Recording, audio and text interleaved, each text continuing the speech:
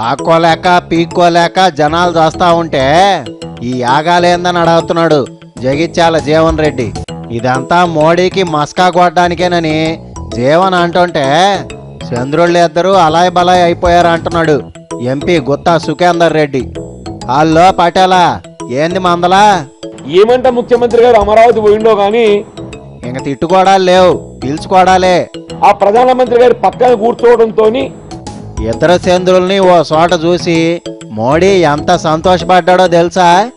ఏ విధంగా మోడీ మెప్పు పొందాలనేటువంటి ఒక ఆలోచనతో చండీ యాగాన్ని తెరపైకి పట్టుకొచ్చిండయా. ఒరే, యాగం చేసేది మోడీ కోసమా, రాష్ట్రం కోసం అని చెప్పారే.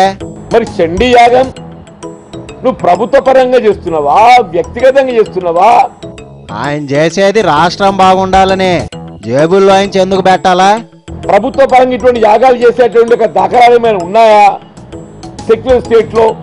ఇదివరకు ఎవరన్నా డబుల్ బెడ్రూమ్లు ఇచ్చిన దాఖలాలు ఉన్నాయా? తెలంగాణ మొక్కు అనేటువంటి ఒక నెపంతో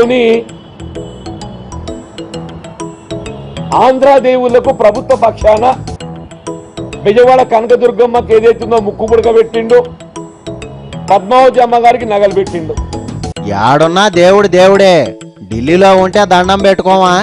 అది కేసీఆర్ మొక్కు తీర్చుకోవడానికి వ్యక్తిగతంగా, అది ప్రభుత్వ మొక్కు కాదు, అది ప్రజల మొక్కు కాదు. అది ఆయన ముఖ్యమంత్రిని కావాలని మొక్కుకోవాలా, తెలంగాణ రావాలని.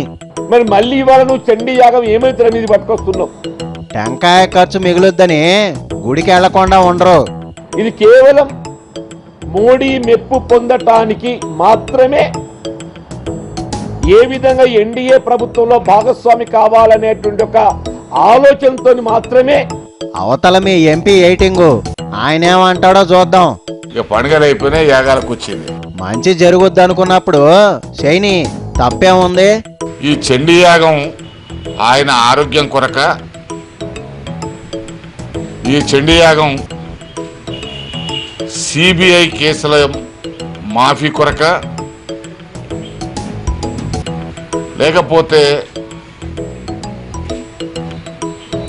కొత్త ప్రాజెక్టులో అవినీతికి శ్రీకారమా? నీ పాసు గాల, మీకు పండగలు దండగే, యాగాలు ఏస్టే. దీని కొరకు ఈ చండీ యాగము స్పష్టంగా ముఖ్యమంత్రి గారు, ఎందుకంటే కోట్లాది రూపాయలతోని. కోట్లు కోట్లు ఎందుకు అవుతాయి? అయినా యాగాలకి ఏడన్నా ఖర్చు చూసుకుంటారా? దాదాపు దేశంలో ఉన్నటువంటి అన్ని మఠాలకు సంబంధించినటువంటి పీఠాధిపతులను, వేల మంది బ్రాహ్మణులను, పురోహితులను కోట్లాది రూపాయల ఖర్చుతోనే ఇది నిర్వహిస్తున్నట్టుగా ప్రచారం జరుగుతూ ఉన్నది. ప్రాజెక్టు డిజైన్ మారేస్తామంటే గొడవే, యాగం చేస్తామన్నా గొడవే. ముఖ్యమంత్రి గారు పండుగల పేరు మీద, యాగాల పేరు మీద ప్రజలను మభ్యపెట్టేటువంటి వైపు, లౌకిక దేశంలో మత విద్వేషాలను, మతాలను ప్రోత్సహించేటువంటి వైపు ప్రయాణం చేయడం చాలా బాధాకరం, విచారకరం. వడ్డమ్మ బడవ, అంతా బాగుండాలని యాగం చేస్తే ఇన్ని ఘోరాలు జరుగుతాయా? అంటే ఇప్పుడు మనం చూస్తున్నది ఏంటంటే, ఇద్దరు చంద్రులు అలాయ్ బలాయ్ అయినారంటే వారి మీద ఓటుకు నోటు కేసు, వీరి మీద సిబిఐ కేసులు, టెలిఫోన్ ట్యాపింగ్ కేసులు, ఇవన్నీ ఒకదానికొకటి ముడిపడి ఉన్నాయనేటువంటిది మనకు అర్థమవుతా ఉన్నది. అనేవాళ్ళు అంటానే ఉంటారులే, ఫ్యామిలీ కోసం మన ఇంట్లో పూజ చేసుకోమా? గౌరవ ముఖ్యమంత్రి గారు ఇప్పటికైనా నోరు తెరిచి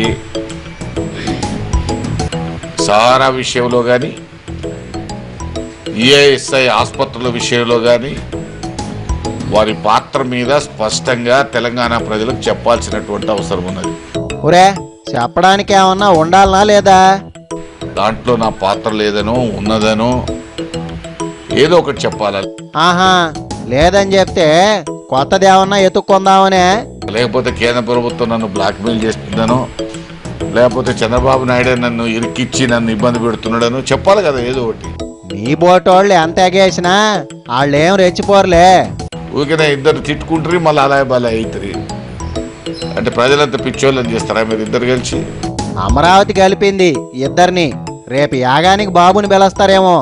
అసలు ఇద్దరు చంద్రులు వచ్చిన తర్వాతనే తీవ్రమైనటువంటి కరువు పరిస్థితులు 2 రాష్ట్రాల్లో వచ్చినాయి.